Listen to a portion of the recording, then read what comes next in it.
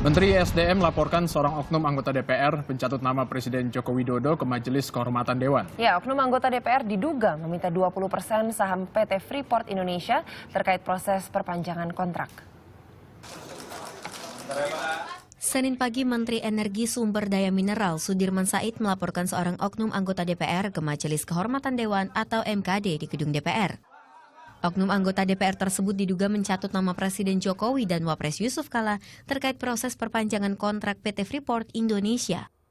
Berdasarkan bukti berupa catatan dan rekaman yang didapat, oknum anggota DPR meminta saham PT Freeport Indonesia sebesar 20%. Tidak hanya itu, oknum dewan tersebut juga meminta saham 49% proyek pembangkit listrik tenaga air atau PLTA Urumuka di Kabupaten Mimika, Papua.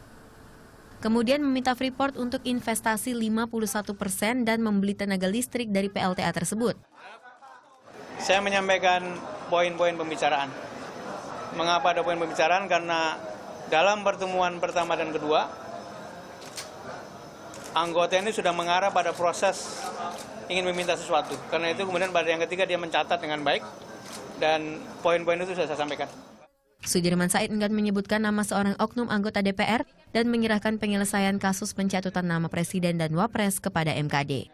Sementara itu, MKD masih mendalami laporan dan bukti-bukti yang diserahkan Menteri ESDM. Saya terlalu prematur menjawab itu karena masih dalam verifikasi. Ya, kita tunggu saja lah. Ya. Oh, sama semua karena aturannya begitu. Ringan, sedang berat, ya kan. Tinggal nanti masuk kategori mana. Kita lihat nanti dari hasil verifikasi.